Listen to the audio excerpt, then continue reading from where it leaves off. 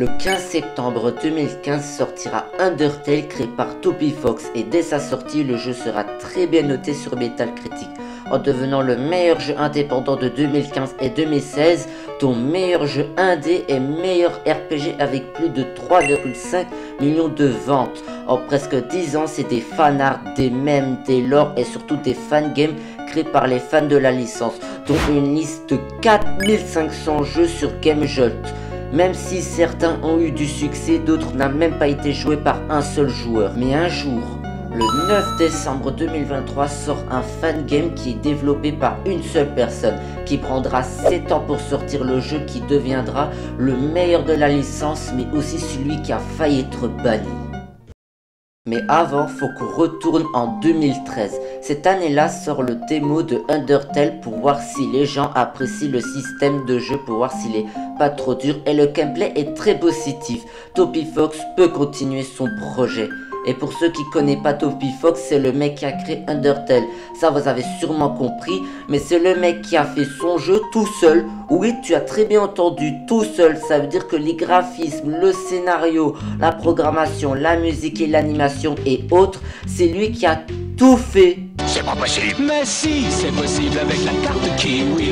Quand tu vois qu'il y a plus de 500 personnes qui ont travaillé sur Pokémon X, ça demande beaucoup de travail. Mais créer un jeu vidéo, ça coûte très cher. Pour que le projet soit fiable, il décide de lancer une campagne sur Kickstarter. Il demande 5000 $, qui est très peu pour présenter son jeu. Il publie un thriller quelques jours plus tard, la cagnotte est de 51 000 $, plus qu'il a demandé. Toby Fox sait que les fans attendent ce jeu avec impatience. Après plusieurs semaines de travail, le 15 septembre 2015 sort Undertale. Et comme dans l'intro, vous savez la suite. Il y aura plusieurs fangames, mais il y aura un mec sous le nom de Master Sword Remix qui sera très inspiré du jeu. Tellement inspiré comme les autres, il fera un fangame. Il dira Undertale a inspiré de nombreuses personnes à créer des choses étonnantes et ce n'est pas différent ici. Après avoir joué à Undertale pour la première fois, j'étais allongé dans mon lit quand l'idée m'est venue à l'esprit. Les pièces semblaient s'aligner parfaitement alors je me suis mise au travail dès que j'ai pu. Il commencera le développement le 4 février 2016 et comme Toby Fox, il fera un démo le 30 novembre. Le jeu a reçu plusieurs rapports d'avancement après la sortie de la démo ainsi que des teasers pour différentes zones du jeu. Au cours du développement, plusieurs animateurs, artistes, compositeurs et scénaristes ont rejoint l'équipe Undertale Yellow, formant finalement une équipe de plus de 20 personnes. Bien qu'une sortie à l'hiver 2022 ait été initiale prévue, cependant le 5 mars 2023, l'équipe a annoncé qu'elle retardait la sortie à plus tard dans l'année, car son ambition dans la fin du jeu a beaucoup augmenté, nécessitant beaucoup plus de travail. Le 27 septembre, le jeu était officiellement complet comme Undertale. L'ambition est tellement grande que tout le monde veut jouer au jeu. Après 7 ans de développement, le 9 décembre 2023 sort Undertale Yellow.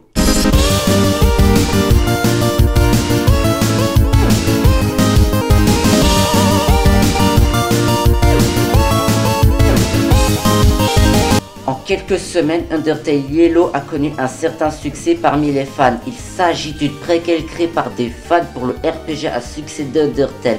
Sur Sens Critique, le jeu sera noté de 8 sur 10 avec 35 000 téléchargements dès les premiers mois. Certains fans considèrent Undertale Yellow comme l'une des meilleures fangames tellement le jeu a été adoré qu'il y avait une communauté, comme quoi le jeu a été très bien accueilli. Mais bien sûr, le jeu a fait être banni pour des raisons qu'on va voir plus tard. Mais déjà, de quoi il parle Undertale Yellow? Undertale Yellow est un fangame qui prend la même histoire que Undertale, mais dans le passé. Car si vous avez joué à Undertale, vous avez sûrement posé des questions sur les 6 autres humains qui sont venus avant vous.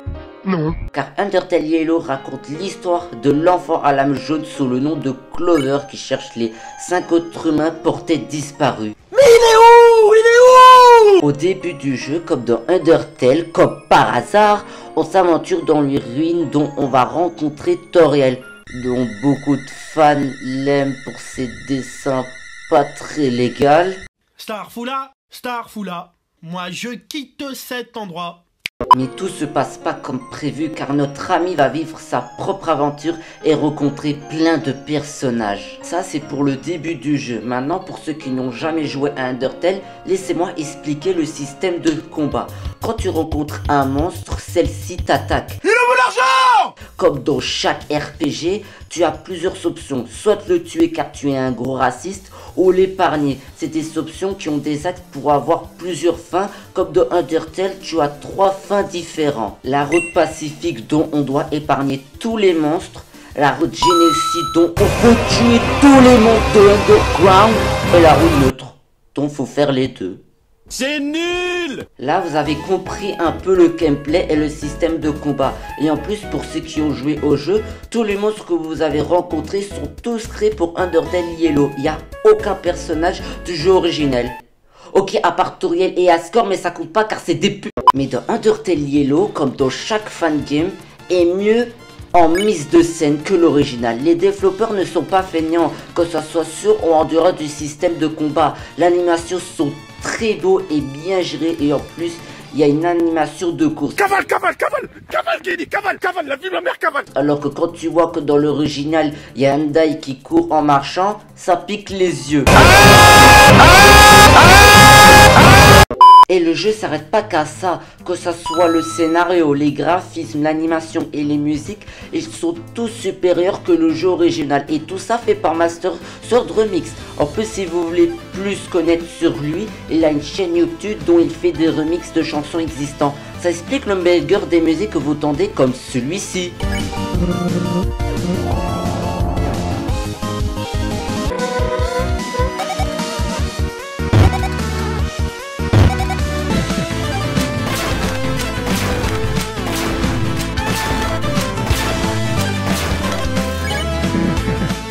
Il faut qu'on en parle des combats car contrairement à certaines fangames qui abusent de la difficulté du jeu, dans Undertale Yellow, il y a de la difficulté mais pas autant que ça. Il y a des chances que vous perdez plusieurs fois mais avec de la patience vous allez arriver. De toute façon vous avez bien connu pire que ça.